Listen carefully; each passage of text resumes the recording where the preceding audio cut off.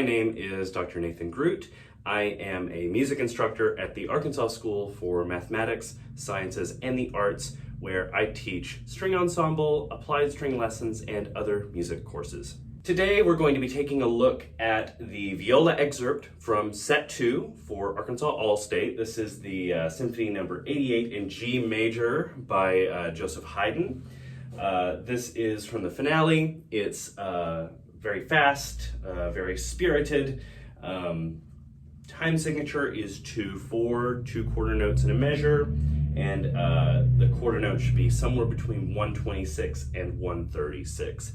When I'm playing it, I kind of shoot for the middle, 130. In these all-state videos, I'm going to spend a little less time on some of the basics that I might go over in an all-region video, just because if you've made it this far, you know a lot of this stuff. So I'm going to try to keep it a little bit more brief and just talk about some of the details that might be most relevant to you. Okay, first I'm going to talk a little bit about the left hand. So I'm going to throw my fingerings up on the screen and you can look at them.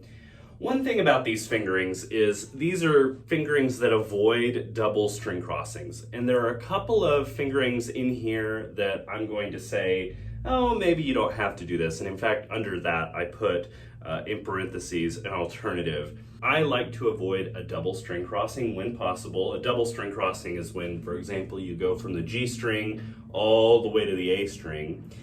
That type of thing is fine in slower music or if you have a rest or something, but this is neither of those. So instead of having a double string crossing, in many cases, I will shift to second position. There are some places where I think that is absolutely necessary and some places where I think it is a little bit less necessary, and that's where I put those little alternate fingerings under the staff. So we have lots of accidentals through here. Primarily though, we're in G major, we have the F sharp, but we're also sort of into the piece a little bit, and there's some different things harmonically going on here. I'm just going to kind of walk you through these fingerings and give you the what and why of everything. If you find this a little bit boring or unnecessary, just go ahead and skip through. So I start out open, then 3. For this A, beat 2 of measure 2, I like to use a 4th finger because we want to avoid any kind of weird string crossings. Make sure you use a 4th finger here. Then, on this F sharp, I'm going to shift up to 3rd position. 3, 3, 1, 1. And for the C, B, A, B measure, I'm going to stay in 3rd position because you can do this and it works out with the bow. Now, why am I shifting all over the place? Why not just stay in 1st position as much as possible? The reason is the bow. We want the bow to be as comfortable as possible and be able to execute these figures, especially these 16th note figures, without necessarily having to execute a string crossing. So these avoid string crossings. So we've just played these 16th notes. We're still in 3rd position. We play G, G, E, E, and then here we shift down to D. Nice low 1 for that last D sharp. Now we're on the 2nd line. 1st position, nothing fancy. Nice high 3 for this D sharp. Shift up for 3rd position here.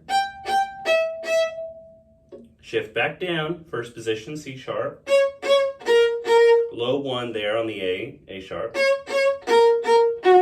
Rest, rest. Now, this transition from the 2nd line to the 3rd line. I like to go ahead and shift up on the G here, G 1st finger, so I'll go 2, 2, 1, 1. But if you wanted to, you could go 2, 2, 3, 3. If you do that though, you're gonna have to shift up for the B.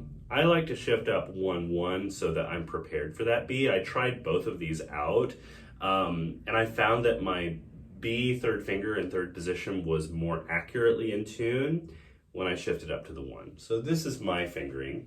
2, 2, 1, 1, 3. Now, here's a little funny thing, and I'll get a little closer to the camera so you can see my fingers. So I play F sharp, G natural, find that B here, and I'm thinking about G, A, B. But, you know, the funny thing is right after I play this B, I have to move these two fingers up. So I find G natural, I find B, and then these two have to come up behind it because I'm about to play A sharp and G sharp. So I find B, and that's now my sort of handhold if I'm, you know, climbing a rock wall.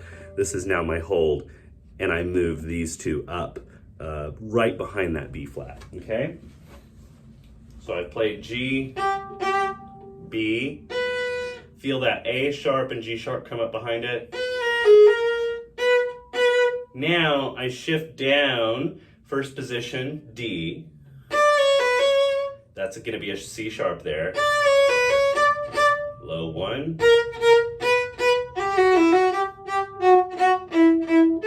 Fourth finger here, please. And now we've made it to the fourth line. So we have F sharp.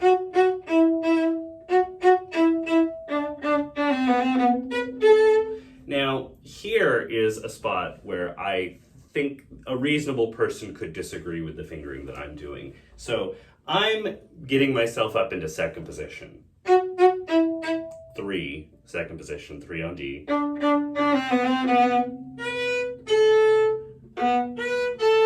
The whole reason for that is this. B, B, B, A, because otherwise you're going to do this. Or one of the two. Now, is that impossible? No, it's not. And in fact, if you wanted to stay in first position, you could. Open, 4, 2, 2, 1, open, open. I just think that at a fast tempo, that's going to be a lot of this. You're having to move quite a bit, and you're likely to go and hit the D string. Or at least I would be, I think. So I find that even though shifting to second position is a little bit more difficult in the early stages, it, I think, pays dividends later down the road when you don't have to be moving around in these big motions. So it's up to you. Top fingering is the one I'm doing. Bottom fingering under the staff is that alternate. Okay, so fourth line, 3, 1, 4, down to 3, first position.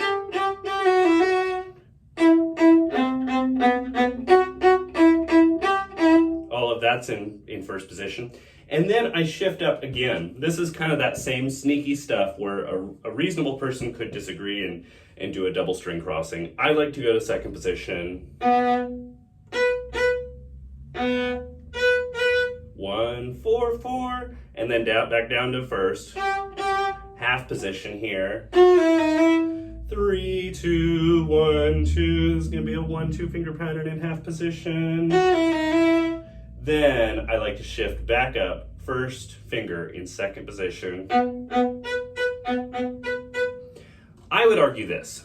At the very end, really the last 2.5 measures, I can't think of a different way to do this. So I would say that's why I didn't put another option below it, because I don't think anybody's going to do this.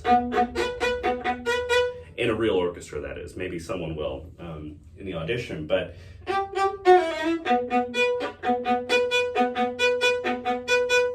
you're never going to see that in a real orchestra where someone is double crossing strings over and over again, okay? So I would go 3, 3, 3 to F sharp, 1 on B. Okay? So you have that octave here, and this is why, by the way, we should practice our octaves, our octave scales. I should practice my octave scales more. We all should practice it more. It's not easy, but it's important. So those are my fingerings. Remember that fingerings are, a matter of opinion in many cases. I may have strong opinions, But you may have strong opinions too, and that's okay. Most importantly though, your private teacher might have strong opinions that are different than mine. And in my opinion, I think you should follow the advice of your private teacher if that advice is different, in most cases. So those are mine. You can take them or leave them, but hopefully they're at least a little helpful in getting you started, or at least getting you thinking about the fingerings.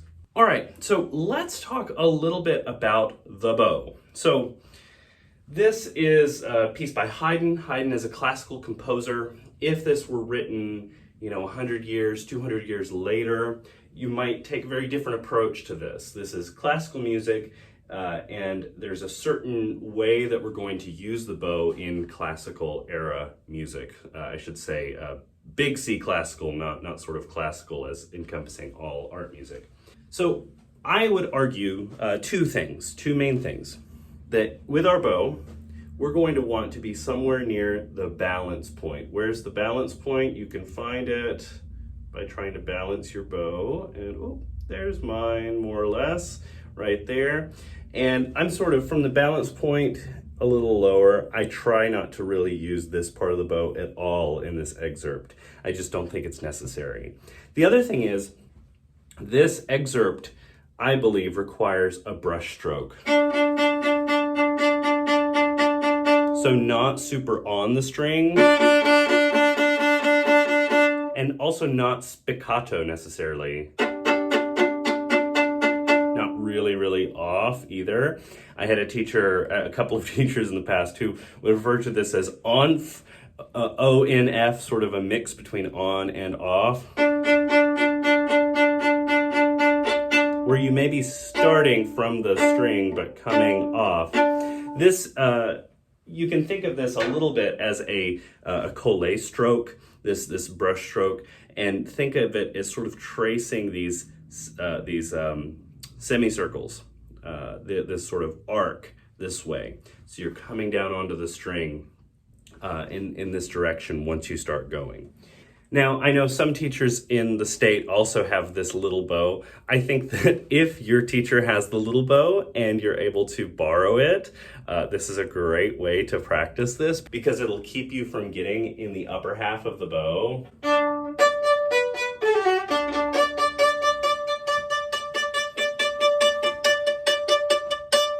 I think that the most dangerous thing to happen in this excerpt is if you're way out at the tip. So with my students, we're going to practice being a little bit closer into the bow, I think with our little bow. But that's all to just demonstrate that you're not going to want to be way out here at the tip. You're going to want to be in the lower half at the very least.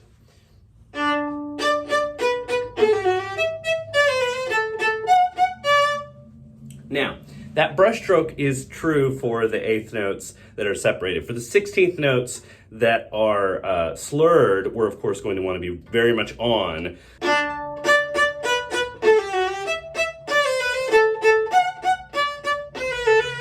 You're going to want to be able to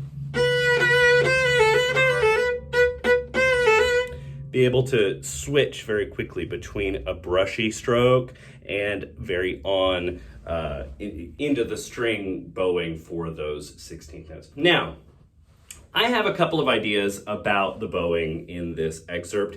Like the fingerings, reasonable people could definitely disagree with me here. This is maybe a little bit much, and if you think it's a little bit much, you can go your own way with the bowings. I follow bowings that I've used when I've played this symphony before. I wanted to make sure that I wasn't crazy at the time when I did them. Looked up some videos. I know that in the Bernstein recording, they're also doing these bowings, so that gave me a little bit of validation. My preference on this is to have the 16th note slurs on a down bow, always. And to make that happen, I like to use a double up immediately following those 16th notes. So I start out with a down and then of course a retake at the beginning. And then this is down, right? Because I've just played that, now I'm going to go up.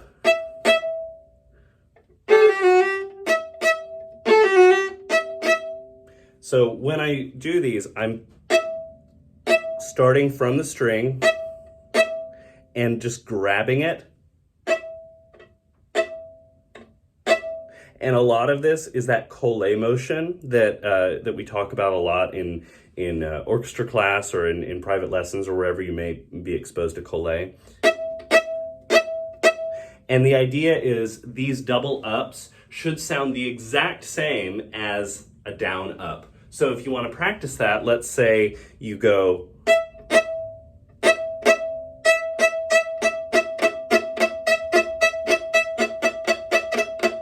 you're practicing in all these different ways, down, up, up, whatever it is. See if you can match your up-ups to your down-ups in terms of the way they sound. We don't want it to sound obvious, the bowing that you're doing. We want the music to come through rather than, oh, that's just a bowing they're playing. Okay, one last thing. A couple of these 16th note patterns have accents and some don't, so we want to differentiate between that. Make sure you're emphasizing the beginning of any pattern that has that accent. And really feel yourself pulling into that string. Right? So you can feel that each time, okay? Now, I'm just gonna go through, like I did with the fingerings, chronologically, and I'll talk about the bowings that I use, okay? So starting out here, I do start down. I just think it works better than starting up, although that is a valid choice. So I go down, retake, and then down, of course, that's a printed bowing. Down, up, down, up, down, up, down, up, down, up, down, up, down, up, accent, down, down, down. And that's accented too. Up, down, up, accent. Down, up, down, up, down, up, down, up, down, up, down, up, down, up, rest, down, up, down, up, down, up, down, up, down, up, down, up, down, up, down, up,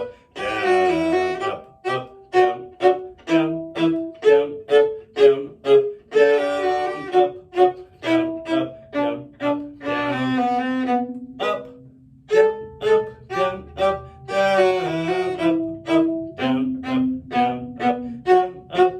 down, up, down. Here I like to do a retake so that things don't get backwards on me. So I go down, down, up, down, up, down, up, down, up, down, up, down, up.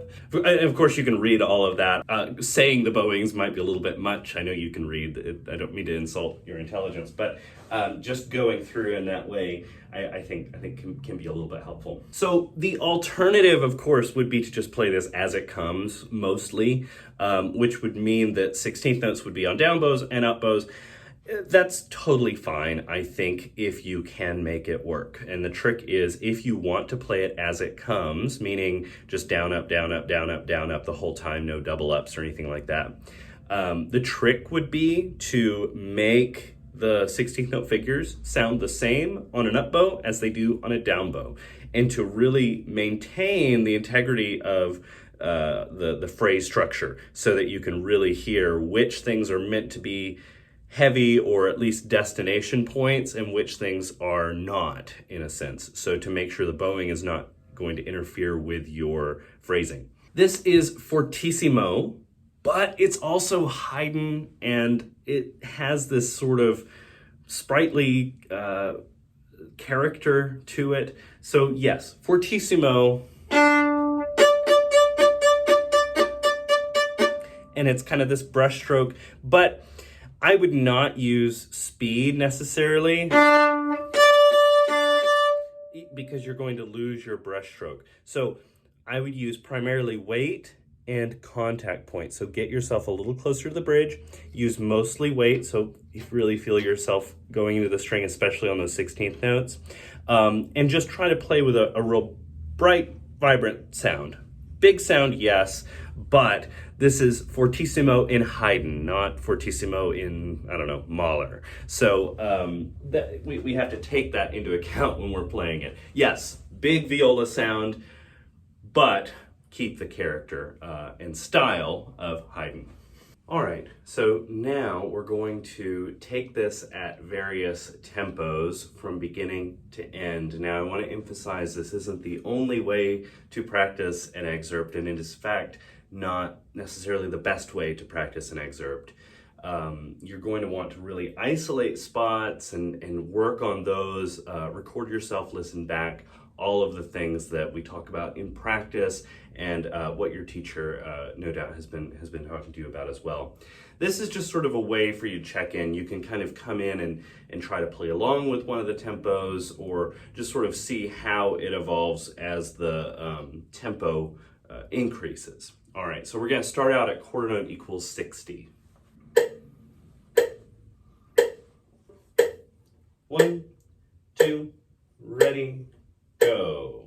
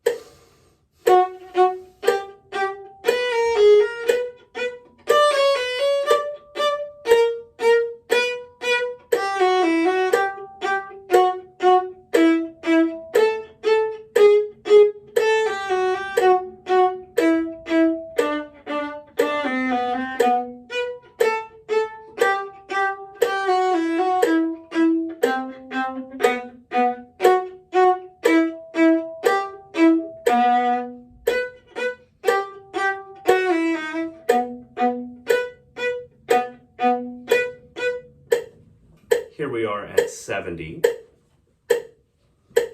1, 2, ready, go.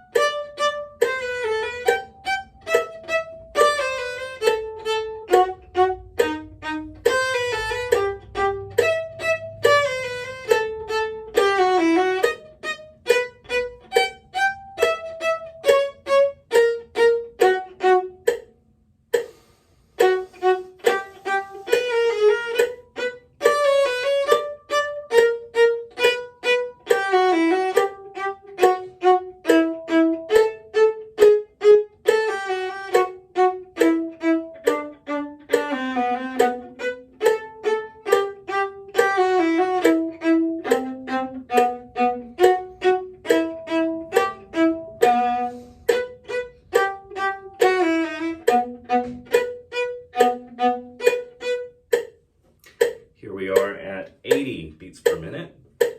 1, 2, ready, go.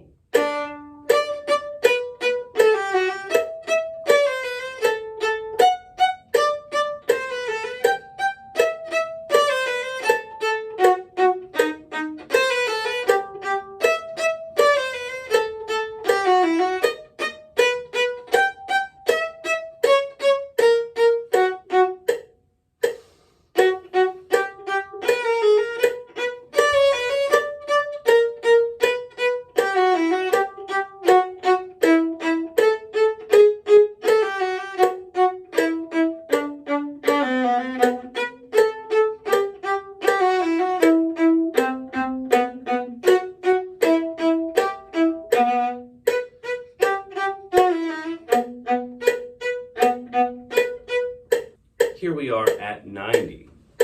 1, 2, ready, go.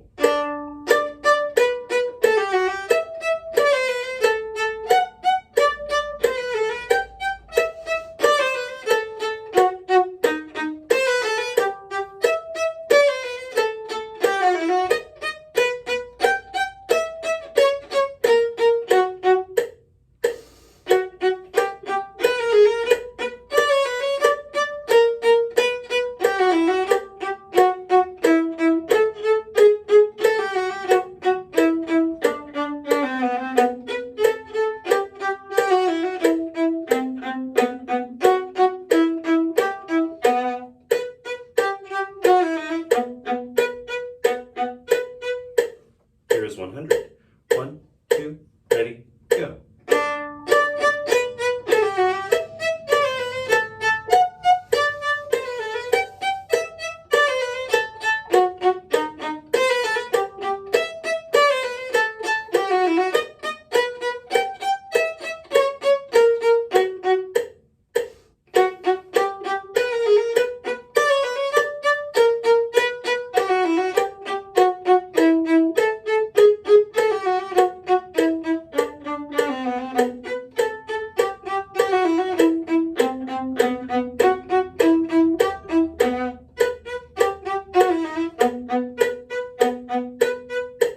Here is 110.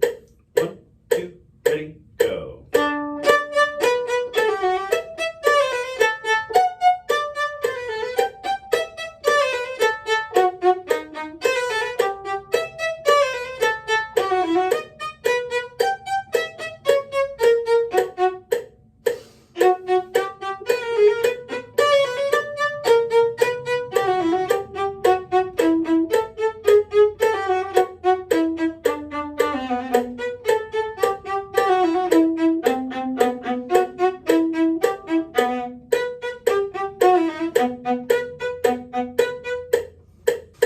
Here is 120. 1, 2, 3, go.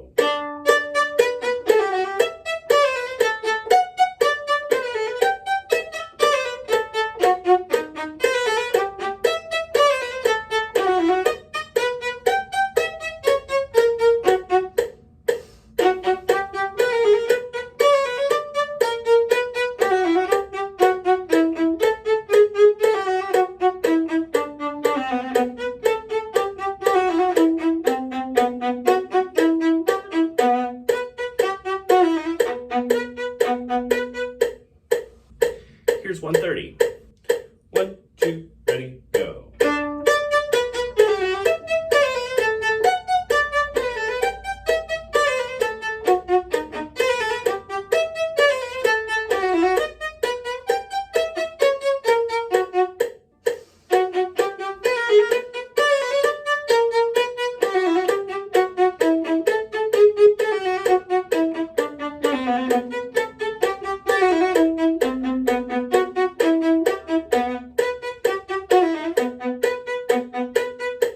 All right, so I hope that this was somewhat helpful to you. I know I didn't go into, quite as granular detail as I normally do in these videos, but if there's something that I did leave out or missed, please do let me know, and I would be more than happy to talk to you more about it, or even, sort of create a follow-up if that's necessary. I wish you the very best of luck this coming audition season, all-state audition season. And as always, happy practicing.